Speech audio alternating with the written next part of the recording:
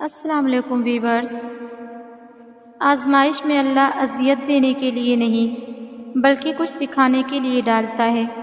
جتنی جلدی سیکھ جاؤ گے اتنی جلدی وہ دور ہو جائے گی۔ پاک ہے میرا رب جو دلوں کا حال جانتا ہے، مگر پھر بھی دنیا کے سامنے تمہیں رسوا نہیں کرتا۔ کریم اتنا ہے کہ نیکی کے ارادے پر ثواب دیتا ہے، مگر گناہ کرنے کے بعد توبہ کی توفیق دے کر پھر اسے ثواب میں بدل دیتا ہے۔ اللہ سے دوستی کے بعد پھر ایک وقت آتا ہے جب آپ کو تنہائی سے ڈر نہیں لگتا، اکیلے رہنا برا نہیں لگتا، آنکھ میں سے لوگوں کی وجہ سے آنسو نہیں گرتے، ہونٹوں پر ہر وقت مسکراہٹ رہتی ہے، ہم سے کوئی بات کرے یا نہ کرے دل مطمئن رہتا ہے۔ مانگتے وقت الفاظ سے زیادہ کیفیت پر توجہ دو، کیونکہ تم جس رب کو پکار رہے ہو وہ تو بے زبانوں کو بھی سنتا ہے۔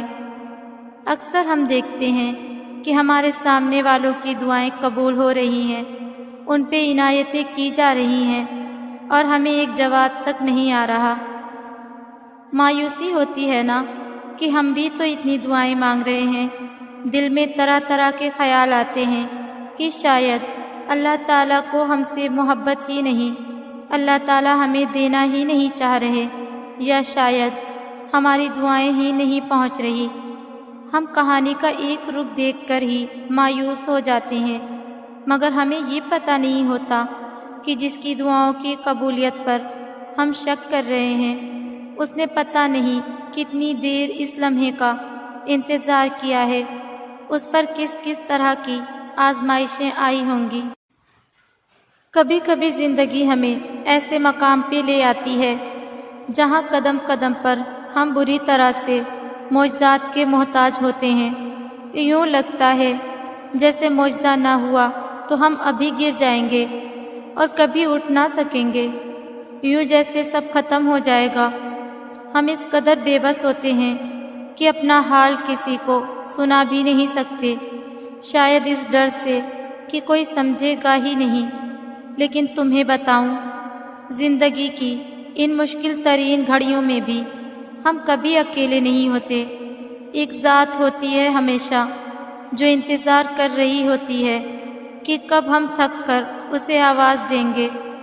اگر روٹھی ہے تو اسے منا لیں، کسی اپنے جیسے کا دکھ بانٹ کر یا پھر اسے کچھ پل کی خوشی دے کر، اور اگر وہ راضی ہے تو اس سے مدد مانگ لیں، پھر وہ ذات سن لیتی ہے ہماری التجائیں، دکھی دل کی صدائیں۔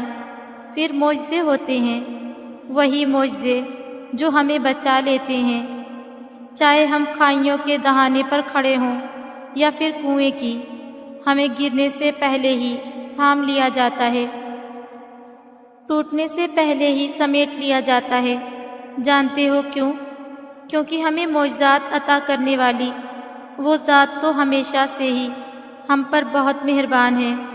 سچ تو یہ ہے کہ ہم خود ہی خود پر مہربان نہیں ہوتے، وہ تو ہے ہی رحیم، ہم تو خود ہی خود پر رحم نہیں کرتے۔ کبھی اللہ کے فیصلوں پر سوال نہ اٹھائیں کہ یہ کیوں ہوا، وہ کیوں ہوا، میں ہی کیوں، میرے ساتھ ہی کیوں۔ کبھی اس کی حکمتوں کی شک کی نگاہ سے نہ دیکھیں، کیونکہ اس کی حکمتیں آپ کی سوچ سے کہیں زیادہ وسیع ہیں اور آپ کے انتخاب سے کہیں زیادہ بہتر بھی۔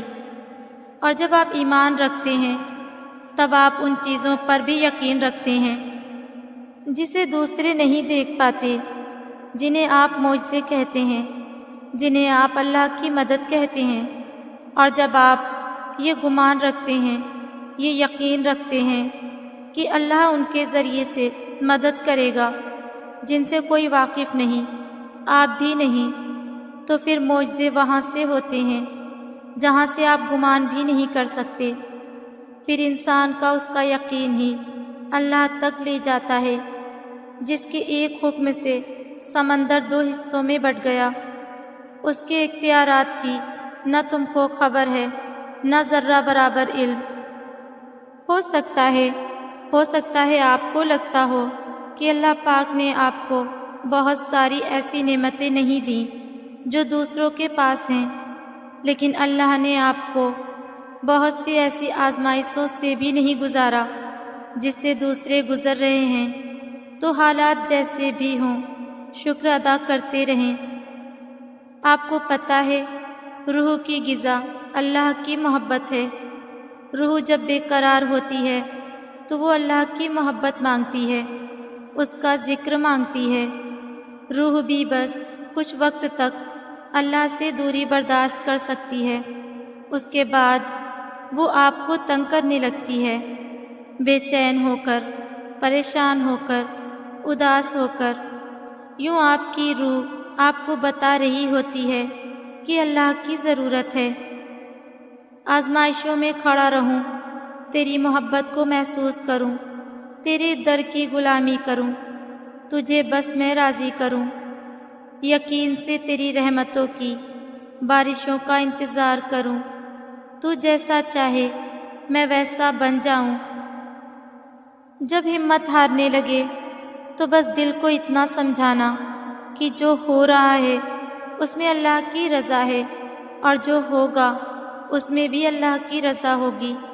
پتہ ہے ہم بے سکون کب ہوتے ہیں؟ جب ہم اللہ پہ اس طرح سے یقین نہیں رکھتے جیسے رکھنا چاہیے۔ ہر شخص کا اللہ پاک سے الگ رشتہ ہوتا ہے۔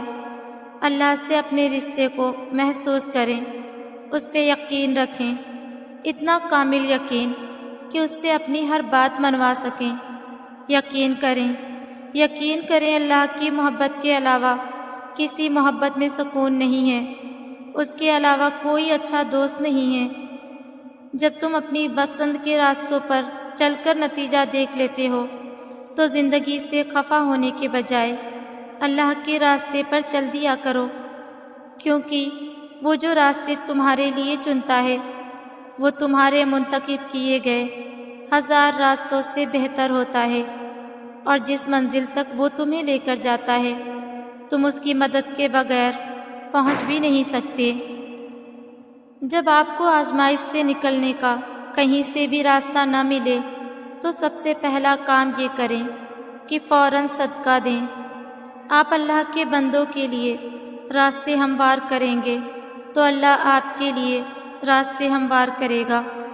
آپ اس کے بندوں کی مدد کریں گے تو وہ بھی آپ کی مدد کرے گا۔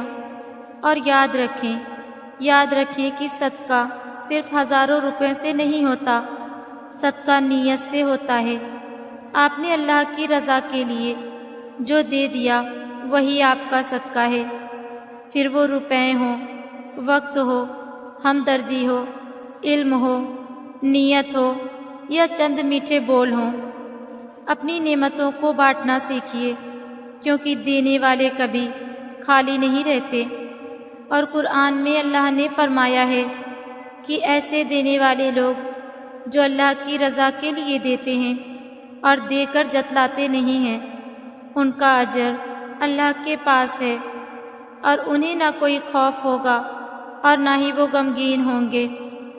ہو سکتا ہے آپ کو لگتا ہو کہ اللہ نے آپ کو بہت ساری ایسی نعمتیں نہیں دیں جو دوسروں کے پاس ہیں، لیکن اللہ نے آپ کو بہت سی ایسی آزمائشوں سے بھی نہیں گزارا جس سے دوسرے گزرے ہیں۔ تو حالات جیسے بھی ہوں، شکر ادا کرتے رہیں اپنے رب کا۔